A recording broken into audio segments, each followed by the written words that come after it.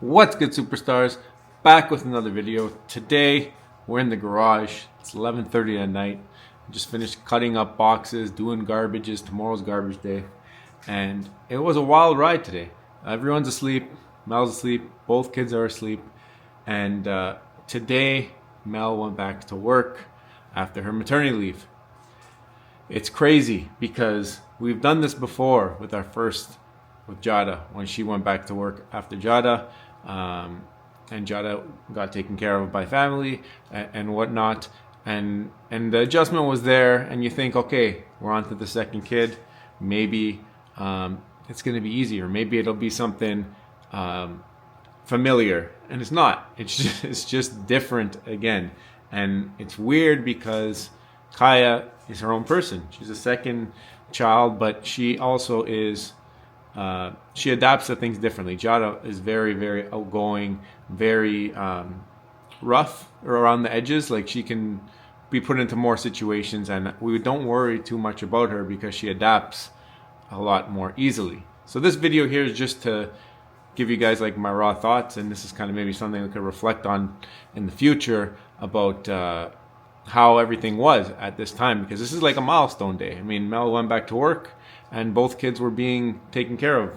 Kaya went to my mom's today, but her mom will be watching her as well, doing split duty. Mel's not going back full time. She's only going back part time right now. So our parents are splitting the duty of watching Kaya, and then Jada's going to daycare and those couple days. And it's different. There's different things that we have to deal with. Like, first of all, we have to let go a bit. You can't be too picky about exactly what you expect from people who are doing you a favor. And at the same time, you got to know that the daycare is not going to take care of your kids the same way you would take care of your kids. And that's okay. It's okay to have your child in a situation where at least they're in a social setting. We tried to put her in a place that we feel like is good for her educationally. Like, it's somewhere that teaches her and prepares her for school, which she's going to next year. So something that we think is good for her. She's also doing all kinds of extracurriculars, but this is a different type. This is where she goes away. We're not there. We pick her up at the end of the day. She's gone for quite a bit of time.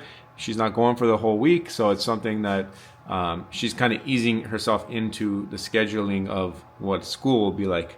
So that's why we're doing that with Jada. And that's something that we've been doing throughout the year while Mel's been off. We've been sending her once a week just to get her used to it. Now it's going to be twice a week where she's doing that. Maybe there'll be weeks that it'll only be once a week if there's holidays or whatever. But yeah, so the Jada portion, like, it's been a little bit easier with her. Now Kaya, on the other hand, very, very clingy type of person, very attached to us. It's all she knows, right? So first time, not that she's not been watched before, she's been babysat before, but first time that has been for maybe this long of a time period, the whole day at work. And for me, I'm used to going to work, coming back, but I can see that for Mel, it's not the same. Like, for her, she's always around one of the kids. She never really dishes off both kids for an entire day. So it's been hard for me to adjust to see her feelings and how she's going through it. And as the dad, and trying to understand that it's something that's different. And I'm sure all you guys out there who have wives and mothers of your kids that are dealing with this stuff, it's something that's hard to see. It's hard to see that bond being tested, right? But the bond's always there. So I went to pick up Kaya today, and she's like, Mama, Jada. She's realizing and understanding that she comes home and that we're here, right? So that's something that is different. It's different than we're used to. But yeah, it's there's no manual. There's no manual for this type of stuff, because every stage of life is different. Just like the sleep. Sleep is not the best for us, for either child. Kaya started out her life like the best sleeper ever. We're like, wow, Jada was just a disaster. Now Jada's sleeping through the night pretty much, and Kaya's the one who is up all the time, and Mel and I or mostly Mel right now, is having to sleep with her or whatever. And I'm not really doing anything actually when it comes to Kaya because she just wants Mel after 8 o'clock. Is that something you guys deal with, by the way, where your child only wants the wife or the mother? That's what I'm finding out right now at nighttime. But she's coming around, I hope, slightly. Like I've been able to rock her a little bit on some wake ups. If she gets too awake, then she realizes and then she wants mommy. But I'm trying now to get myself a little bit more involved. We'll see how that goes. For example, today she woke up when Mel woke up to go to work. I was able to settle her down early morning so Mel can get ready. So that was a good thing that happened. But I mean, this whole video is about adjusting, and it's about just how life changes are okay as parents. The kids are going to adjust, right? The kids are going to adjust to their new surroundings. It's going to make them more durable. It's going to make them into stronger humans down the line. And I think part of the reason why Jada is so strong is because we put her into situations where she's not with mommy and daddy all the time. Like we've sent her to dance lessons where she goes into the room by herself, and we're there outside watching, but she has to learn to interact. And I think the same has to happen with Kai. She's extra clingy, like I said, so she needs a little bit more maybe of it, where she starts to realize that's okay. You don't have to be around mommy and daddy all the time, and you can get things done that way. There's a lot of guilt when you're parents. There's a lot of guilt where you're worried that are you doing the right thing, even when you're doing it the second time. Is it the right thing? Because she's different. She's a different type of kid.